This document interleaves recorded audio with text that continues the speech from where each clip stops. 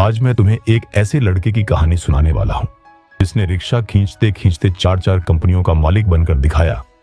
क्या तुम जानना चाहोगे उसने ये सब कैसे किया? तो इस वीडियो को बिना स्किप किए अंत तक जरूर देखना।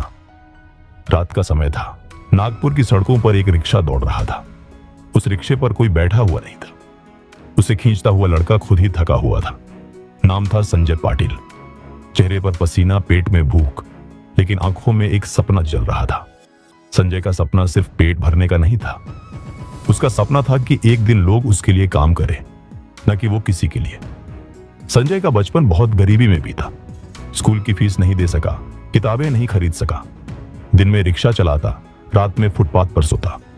लेकिन संजय ने ठान लिया था कि गरीबी उसकी तकदीर नहीं, सिर्फ एक हालात है जिसे बदला जा सकता है। रिक्शा चलाते चलाते उसने थोड़ी बचत की, मुश्किल से 5,000 रुपए, और उसी पैसे से सड़क किनारे जूस का ठेला लगाया। लोग हंस पड़े।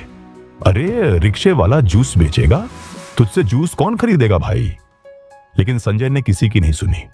वो रोज सवेरे सवेरे सबसे जिसका ठेला लगाता, बर्फ तोड़ता, संतरे निचोड़ता और ग्राहकों को मुस्कुराकर जूस पिलाता। धीरे धीरे ठेले पर भीड़ बढ़ने लगी। जब ठेला चलने लगा, उसने किसी भरोसेमंद को वहां बैठा दिया और खुद नए मौके तलाशने निकल पड़ा। मोबाइल का जमाना शुरू हो चुका था। संजय ने कुछ उधार लेकर मोबाइल रिपेयरिंग का कोर्स किया। एक छोटी सी दुकान खोली। दिन रात काम किया। स्क्रीन बदलना, बैटरी ठीक करना, सॉफ्टवेयर डालना। ग्राहक बढ़े, कमाई बढ़ी। लेकिन संजय सिर्फ दुकानदार नहीं बनना चाहता था। उसने दुकान पर एक लड़का रखा, उसे ट्रेनिंग दी और कहा, अब तू देख, मैं नया काम ढूंढता हूं। कॉलेज के लड़कों के पास नई बाइक खरीदने के पैसे नहीं थे। संजय ने यह मौका पहचाना। पुरानी बाइक्स खरीदता, उन्हें ठीक करता और मुनाफे में बेच देता। हर बाइक से 4-5 हजार का फायदा होने लगा। धीरे धीरे यह काम भी जम गया।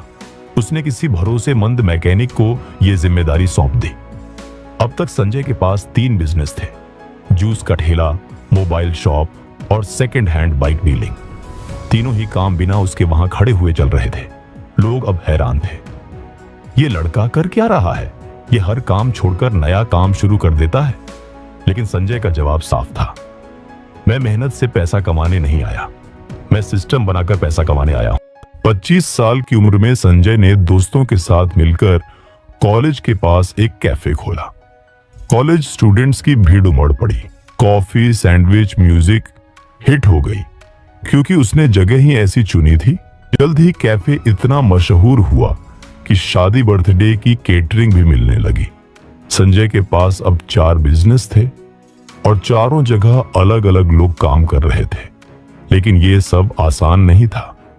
बीच में धोखा भी मिला। एक बार ठेले पर रखा लड़का पैसा लेकर भाग गया। दूसरी बार मोबाइल शॉप में किसी ने उधार पर फोन लिया और गायब हो गया। तीसरी बार एक बाइक का सौदा फंस गया और घाटा हो गया। हर बार लोग कहते, छोड़ दे ये सब, तू रिक्शा ही चला ले।